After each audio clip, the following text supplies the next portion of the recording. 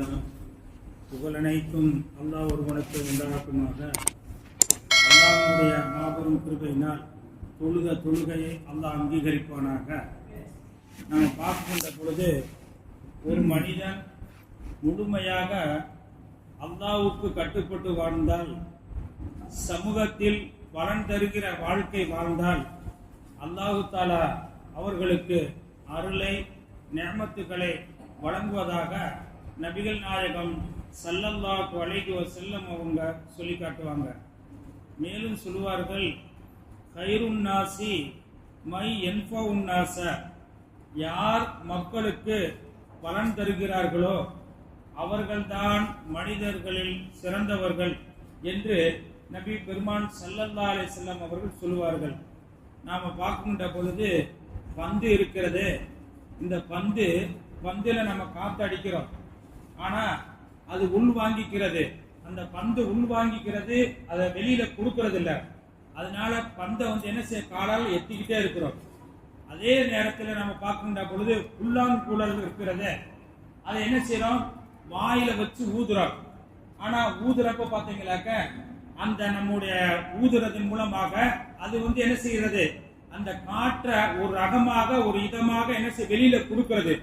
அப்படி வெளியில ரகமாக கொடுப்பதனால காரணமாக அந்த புல்லாங்குழலை வாயில வைத்து ஊதுகிறோம், பந்தை காலில் ஏற்றுகிறோம். என்ன காரணம், அந்த பந்து காற்றை மற்றவங்களுக்கு கொடுப்பது கிடையாது, தன்னின் பக்கம் அடைத்து வைத்துக் கொள்கிறது.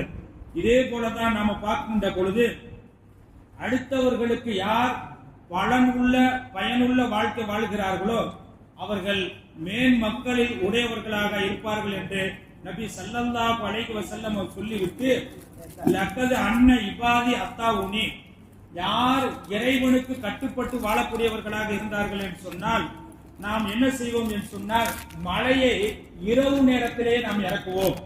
எப்படி, எனக்கு கட்டுப்பட்டு வாழக்கூடியவர்களாக நீங்கள் வாழ்ந்தால் மழையை இரவு நேரத்திலே நாம் இறக்குவோம். அதே நேரத்தில் பகலில் அவர்களை வெயிலாக ஆக்கி விடுவோம். மட்டுமல்ல, அந்த இடியினுடைய சத்தத்தை அவர்கள் கேட்க முடியாதவர்களாக நாம் ஆக்கி விடுவோம்.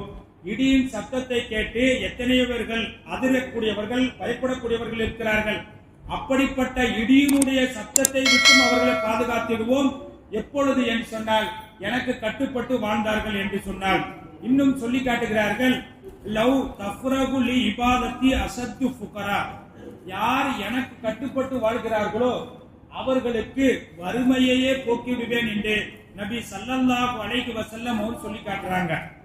உதாரணமா நாம் பார்க்கின்ற பொழுது ஒரு ஞானி என்ன செய்திருக்கிறார், அவர்கிட்ட ஒரு ஆள் என்ன செய்யறாங்க, எனக்கு துஆ செய்யுங்க, நான் வெளியில வியாபாரத்துக்காக போக இருக்கிறேன், எனக்காக துஆ செய்யுங்க அப்படிங்கிறார்.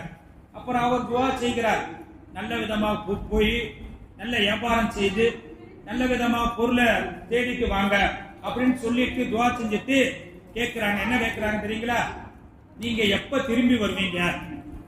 அப்ப அவங்க சொல்றாங்க, 6 மாசம் கழிச்சு என்ன செய்வேன், நான் திரும்பி வர்றேன் அப்படிங்கிறாங்க.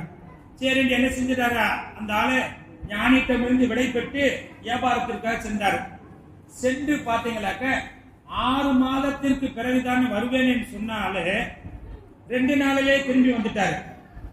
அப்போ வந்த பிறகு ஞானி கேட்கிறார், என்ன 6 மாதம் கழித்து வருவதாக சொன்னீங்க, ஆனா 2 நாள்ல திரும்பி வந்திருந்தீங்களே அப்படின்னு கேட்கிறப்ப அந்த ஞானி இடத்துல அவர் சொன்னார், நான் பிரயாணத்தை மேற்கொண்டு போகக்கூடிய தருணத்திலே ஓய்வு எடுப்பதற்காக ஒரு மரத்தில் அமர்ந்திருந்தேன்.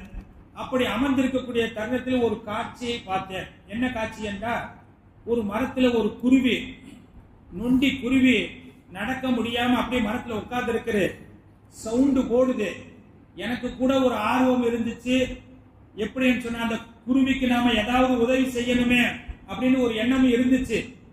ஆனா ஒரு நல்ல குருவி தன்னுடைய வாயால என்ன செய்ய உணவு கொண்டு வந்து அந்த நொண்டியான குருவிக்கு அந்த உணவு கொடுத்துச்சு. அப்ப நான் நினைச்சேன், அப்ப இதே போல நாம வியாபாரம் செய்யாட்டி நாம ஊர்லயே வீட்டிலே இருந்தா நமக்கு அல்லாஹ் தஆலா இந்த நொண்டி குருவிக்கு எப்படி ரிஸ்க் கொடுக்கறானோ அதே போல நமக்கு ரிஸ்க் கொடுக்க மாட்டானா அப்படின்னு நினைச்சேன் அப்படின்னு சொன்னார். அப்ப ஞானி சொன்னாரு, நீங்க அப்படி நினைச்சீங்க, நான் எப்படி நினைப்பேன்னு தெரியுங்களா? நான் அந்த நல்ல குருவியை போல நான் நினைப்பேன். எப்படி? நான் சம்பாதிச்சு என்னுடைய மனைவி குடும்பத்தார்களுக்கு கொடுத்து மற்றவர்களுக்கும் கொடுக்க வேண்டும் என்று நான் அப்படி நினைப்பேன். அப்படி யார் நினைக்கிறார்களோ அவர்கள் தான் மேன்மக்கள்கள் என்று என்ன செய்ய சொல்றாங்க. அது மட்டுமல்ல, நாம் பார்க்கின்ற பொழுது இறைவனுக்கு நாம கட்டுப்பட்டு நடந்தா அல்லாஹ் தஆலா எப்படி சொன்ன தேனி வௌஹா ரப்புக இலன் நஹ்லி, அல்லாஹ் தஆலா சொல்ற தேனி நமக்கு கட்டுப்பட்டு நடக்குது. அப்படி கட்டுப்பட்டு நடக்கிறது மூலமாக அந்த தேனியின் மூலமாக வரக்கூடிய அந்த கழிவை உங்களுக்கு மருந்தாக ஆக்கி இருக்கிறோம். அப்ப இதே போல நம்ம பார்க்கின்ற பொழுது ஒரு நபி தோழர் என்ன செய்யறாங்க, தொழுக வர்றாங்க. தொழுக வர்றப்ப பாத்தீங்களாக்கா ஒரு ரக்காயத்து என்ன செய்ய லேட்டா எந்திரிச்சு தொழுகிறாங்க. இருந்தாலும் அந்த தோழருக்கு ஒரு வருத்தம், ஆக நாம லேட்டா தொழுகிறோம், ஒரு ரக்காயத்தை லேட்டா தொழுகிறோம். இப்போ நபி ஸல்லல்லாஹு அலைஹி வஸல்லம் ஏன் லேட்டு அப்படின்னு நம்மளை ஏதாவது கேட்பாங்களே அப்படின்னு அச்சத்தோடு எந்திரிச்சு நின்று ஒரு ரக்காயத்தை தொழுகிறாங்க. அப்படி தொழக்கூடிய நேரத்தில் தொழுகையை முடிச்சுட்டாங்க. முடிச்ச பிறகு ரசூல் ஸல்லல்லாஹு அலைஹி வஸல்லம் கேட்கிறாங்க, அந்த தோழர் இடத்துல கேட்கிறாங்க, ஏன் ஒரு ரக்காயத்து லேட்டு அப்படிங்கிறப்ப அவங்க சொல்றாங்க. சொல்றதுக்கு முன்னாடியே ரசூலுல்லாஹி ஸல்லல்லாஹு அலைஹி சொல்றாங்க, ஷக்கரல்லாஹு லக்க கஃபரல்லாஹு லக்க, அல்லாஹ் உங்களுக்கு நன்றி செலுத்துறான். யார? ஒரு ரக்காயத்தில் லேட்டா தொழக்கூடிய அந்த நபி தோழருக்கு ஸல்லல்லாஹு சொல்றாங்க, ஷக்கரல்லாஹு லக்க, அல்லாஹ் உங்களுக்கு நன்றி செலுத்துறான். கஃபரல்லாஹு லக்க, அல்லாஹ் உங்களை மன்னிச்சிட்டான். அந்த தோழர் கேட்டாங்க, நாயகமே எனக்கு அல்லாஹ் நன்றி செலுத்துறானா? ஆம். அப்படி நீங்க என்ன செஞ்சீங்க அப்படிங்கிறப்ப, நாயகமே வாங்கு சொன்ன உடனே நான் வீட்டுக்கு கிளப்பிட்டு தொழுக வர்றதுக்கு, ஆனா தொலை வரக்கூடிய தருணத்துல ஒரு மரம் என்ன செஞ்சது, அதாவது ரோட்டுல பாதையில விழுந்து கிடக்குது. அப்படி விழுந்து கிடக்கக்கூடிய தருணத்துல மக்கள் எல்லாம் போகாமல் என்ன செய்ய பாதை தடைப்பட்டு இருக்கிறது. அப்ப நான் என்ன செஞ்சேன், என்னால முடிஞ்ச அளவுக்கு மக்கள் செல்லக்கூடிய அளவுக்கு அந்த சின்ன சின்ன வாதுகளை அருவாள் எடுத்து வெட்டி விட்டு மக்கள் போகட்டும், அதாவது மரத்தை முழுக்க நான் வெட்டல, மக்கள் தாண்டியாவது போகட்டும்ங்கிறதுக்காக அந்த சின்ன சின்ன வாதுகளை எல்லாம் வெட்டி விட்டு வர்றதுக்கு ஒரு ரக்காயத்து லேட் ஆயிடுச்சு அப்படின்றாங்க. அப்ப நபி ஸல்லல்லாஹு அலைஹி வஸல்லம் சொன்னாங்க, இந்த சமூக சேவை இது மற்றவர்களுக்கு நீங்க பலன் தரக்கூடிய விதத்தில் நடந்ததன் காரணமாக அல்லாஹ் உங்களுக்கு நன்றியை செலுத்துறான், அல்லாஹ் உங்களுடைய பாவங்களை மன்னிச்சுட்டான். அப்ப நாம வாழக்கூடிய காலகட்டத்தில் நாம் நம் மட்டும் என்று எண்ணாமல் மற்றவர்களுக்கும் பிரயோஜனம் தரக்கூடிய வாழ்க்கை யார் வாழ்கிறார்களோ கைருன் நாஸ், அவர்கள்தான் மனிதர்களில் சிறந்தவர்கள் என்று நபி ஸல்லல்லாஹு அலைஹி வஸல்லம் சொல்லியிருக்கிறார்கள்.